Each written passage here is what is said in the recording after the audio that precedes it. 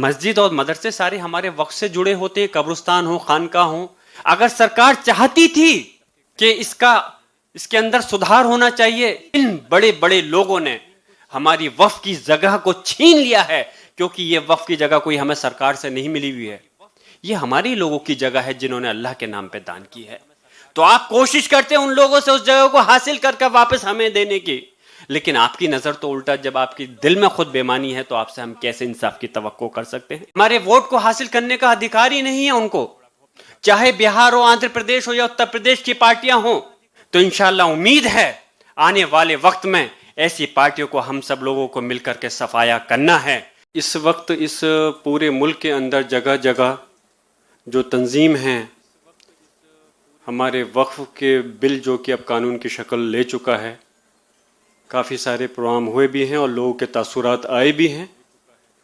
हमें खुशी है इस चीज़ की कि जहां इस लड़ाई को लड़ने के लिए जो मसला इस मुल्क के मुसलमानों से जुड़ा है, लेकिन हमारे इस जंग को लड़ने के लिए हमारे त्रिपाठी जैसे हमारे सरपरस्त, हमारे जिम्मेदार लोग भी हमारे इस जंग के साथ हैं। मैं उनका भी तहे दिल से शुक्रिया अदा करता हूं। जनाब, मेरी इस जो वक्त बहुत नाजुक है और ये कहने में मुझे कोई परहेज भी नहीं, इस मुल्क के अंदर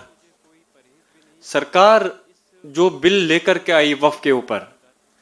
मैंने पहले भी कहा था कि हमारी लड़ाई ये नहीं, हम इसका विरोध इसलिए नहीं कर रहे कि इसको बीजेपी इस बिल को लेकर के आई और कानून बनाया। हमारी लड़ाई इस वजह से है क्योंकि इनकी नीयत साफ नहीं है। इनकी नीयत ये नहीं कि इस वक्फ बिल के अंदर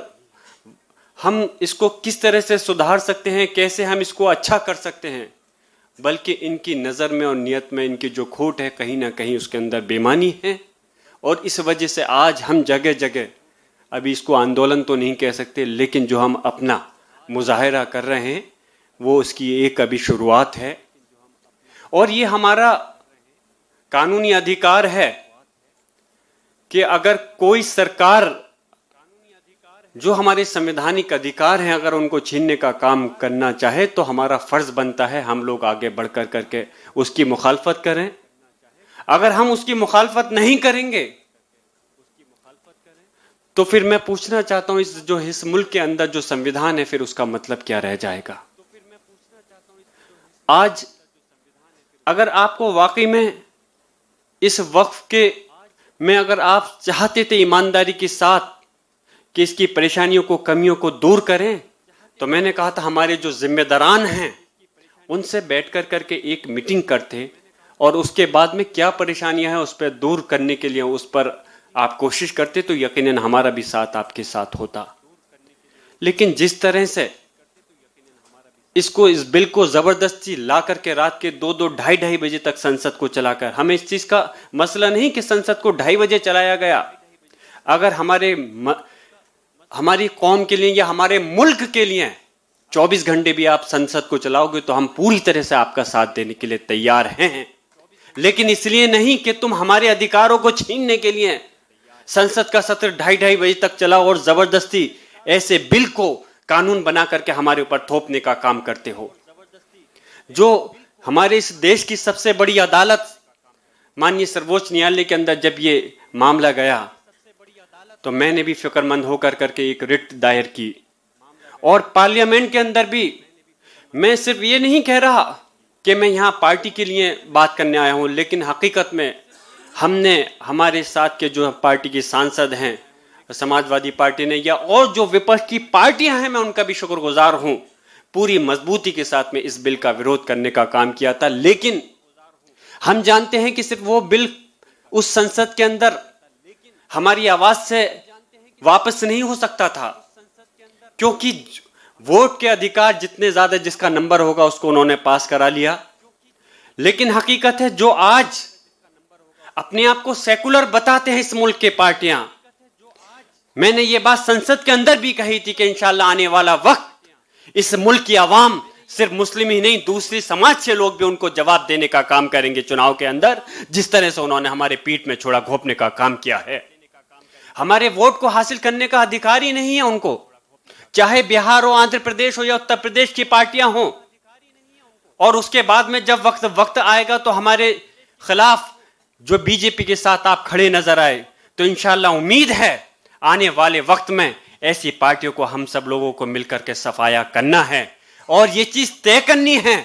कि सिर्फ हमें अपनी भाषणबाजी तकरीरों से नहीं, कि किस तरह से हम अपने इस बिल को, इस कानून को की मुखालफत कर करके इस जंग को जीतने का काम करेंगे। आज ये अदालत का एक हिस्सा है, लेकिन हमारी कोशिश है कि इंशाअल्लाह, और हम ऐसी उम्मीद और तवक्को करते हैं कि अभी इस मुल्क के अंदर, अदालत के अंदर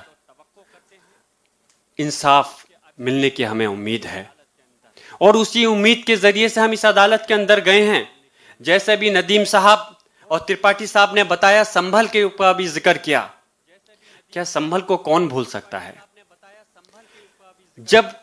CNRC की बात हुई थी तो जहां दिल्ली के अंदर शाहीन बाग के अंदर पूरी मजबूती के साथ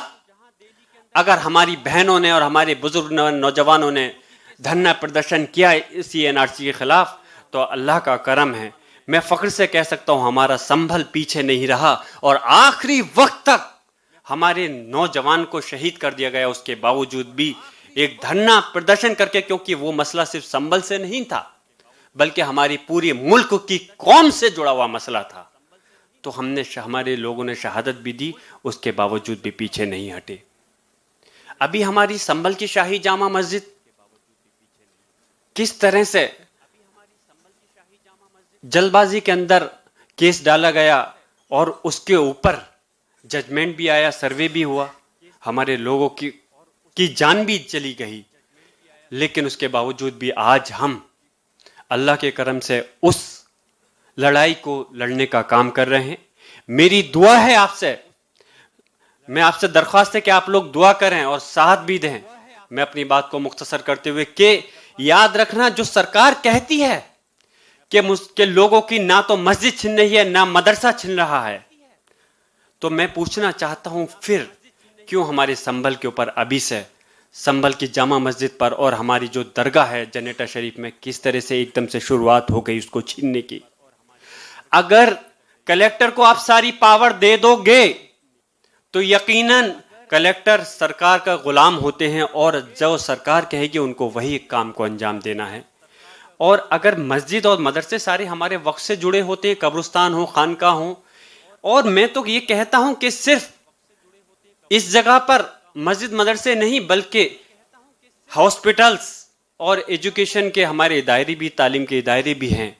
जिनसे कि हमारे गरीब लोगों को, सिर्फ मुस्लिम लोगों को नहीं बल्कि दूसरे तबके के लोगों को भी उससे वो फैज़याब हो रहे हैं। अगर सरकार चाहती थी कि इसके अंदर सुधार होना चाहिए, तो तुम सरकार हमारी जमीन को छीनने के लिए नहीं बल्कि इस चीज पे कोशिश करते, जिन बड़े बड़े लोगों ने हमारी वक्फ की जगह को छीन लिया है, क्योंकि ये वक्फ की जगह कोई हमें सरकार से नहीं मिली हुई है, ये हमारी लोगों की जगह है जिन्होंने अल्लाह के नाम पे दान की है। तो आप कोशिश करते हैं उन लोगों से उस जगह को हासिल करके वापस हमें देने की,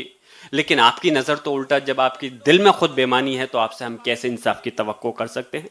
मैं अपनी बात यहीं मुख्तसर करता हूं और इंशाअल्लाह ताला आपसे यही दरख्वास्त करता हूं कि आप सब लोग इस लड़ाई के अंदर सब लोग साथ रहें, कि जिससे कि हमको, हमारी कौम को इंसाफ मिल सके और इस मुल्क के अंदर जो हमारा संवैधानिक अधिकार है वो हमारे साथ कायम रह सके। बहुत बहुत शुक्रिया। खुदा हाफिज।